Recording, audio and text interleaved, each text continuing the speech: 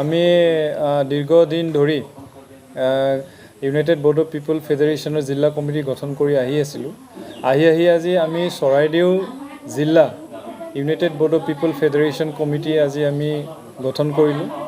আৰু আজিৰ যিটো সভাত আমি ৰাইজবিলাক আমাক খুব ছাপোৰ্ট কৰিছে, ভালকৈ আমাৰ লগত ডিছকাশ্যন কৰিছে, ভালকৈ আমাৰ মিটিঙত আছিলে। আৰু তেখেতসকলৰ যি সুবিধা অসুবিধা তেখেতসকলে আমাৰ ওচৰত দাঙি ধৰিলে।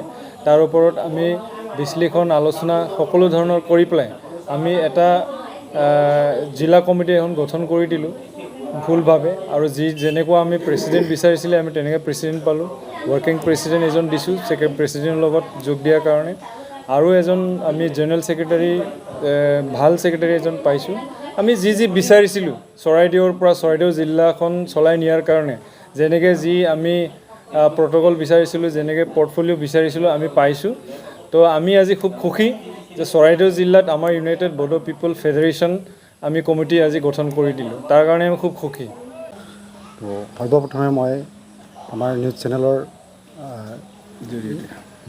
জৰিয়তে মই এইটো কথাই ক'ব বিচাৰিছোঁ যে আমাৰ চৰাইদেউ জিলাত যিহেতুকে ইউনাইটেড বড়ো পিপল ফেডাৰেশ্যন এইটো গঠন কৰিছোঁ, যিহেতু আমাৰ চৰাইদেউ জিলাত বিভিন্ন সমস্যা আছে, জাতীয় সমস্যা। আৰু এই জাতীয় সমস্যাসমূহ আমি বিগত সময়ত আমি সমাধান কৰাৰ ক্ষেত্ৰত আমি ফেইলাৰ হৈ আহিছোঁ। গতিকে আমি এই নতুন সংগঠনটোৰ জৰিয়তে আমি আমাৰ যিখিনি সমস্যা আছে, যিখিনি মৌলিক সমস্যা আছে, সেই সমস্যাখিনি এই সংগঠনৰ জৰিয়তে আমি সমাধান কৰিব পাৰিম বুলি আমি এটা আশা ব্যক্ত কৰিছোঁ। মই শ্ৰী ৰঞ্জিত বসুমতাৰী, মই নিজেই প্ৰেচিডেণ্ট চৰাইদেউ জিলা ইউনাইটেড বড়ো পিপলছ ফেডাৰেশ্যনৰ মই সভাপতি।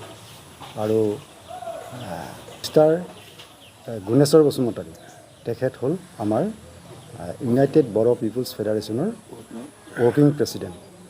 তাৰপিছতে ছেক্ৰেটাৰী হিচাপে আমি আমাৰ বিমল বসুমতাৰী, তেখেতক আমি ইউনাইটেড বড়ো পিপল ফেডাৰেশ্যনৰ ছেক্ৰেটাৰী হিচাপে আজিৰ সভাই নিৰ্বাচন কৰিছোঁ।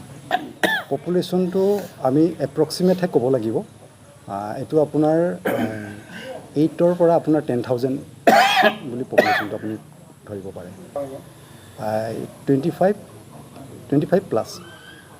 জাতীয় সমস্যা হিচাপে আমাৰ বিশেষকৈ এই ভাষাৰ সমস্যাটো আছে, সংস্কৃতিৰ সমস্যাও ইয়াৰ লগত আছে। তাৰপিছতে আপোনাৰ যিখিনি ধৰ্মীয় সমস্যা, ধৰ্মীয়ৰ ক্ষেত্ৰতো আমাৰ যথেষ্ট পিছ পৰি আছে। এইটো কাৰণে আমি জাতিটো আগবঢ়াই লৈ যাবৰ কাৰণে আমাৰ চৰাইদেউ জিলাত বসবাস কৰা বড়ো কছাৰী মানুহবিলাকক মেইন ষ্ট্ৰীমত আনিবৰ কাৰণে আমাৰ অলপ সমস্যা হৈছে। গতিকে এই জাতীয় সমস্যাবিলাকে আমাৰ মুখ্য ইছ্যু হিচাপে আমি পৰৱৰ্তী সময়ত আমি এইটো গ্ৰহণ কৰিম। ভাল বেয়াটো আমি একেষাৰতে ক'ব নোৱাৰোঁ। ধৰক তথাপিও যিখিনি আমাৰ জাতীয় সমস্যা, যিখিনি জাতীয় ইছ্যু আছে, এই জাতীয় ইছ্যুৰ ক্ষেত্ৰত অলপ অৱহেলা যেন আমি অনুভৱ কৰিছোঁ। এনেই আপোনাৰ যিটো আপোনাৰ ইকনমিক যিটো আপোনাৰ পেকেজ, এই পেকেজটো আমাৰ মানে কি যথেষ্ট নহয়।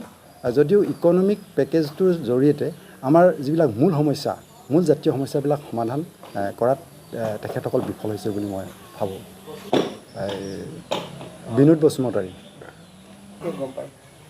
উন্নয়ন বুলি ক'লেতো আমি এতিয়া বিশেষ আমি দেখা নাই, কিন্তু আমি এতিয়া শুনিছোঁ ধৰক মানে কি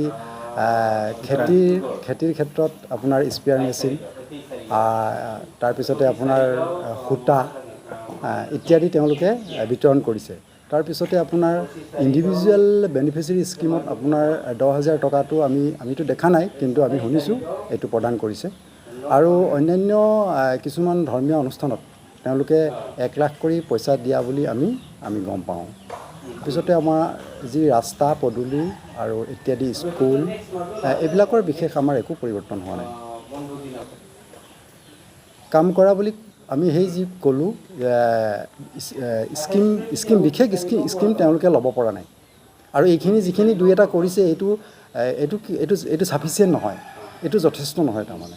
আৰু এইটোৱেদি আমাৰ জনসাধাৰণ কেতিয়াও উপকৃত হ'ব নোৱাৰে আৰু মূল লক্ষ্যত আমি উপনীত হ'ব নোৱাৰোঁ।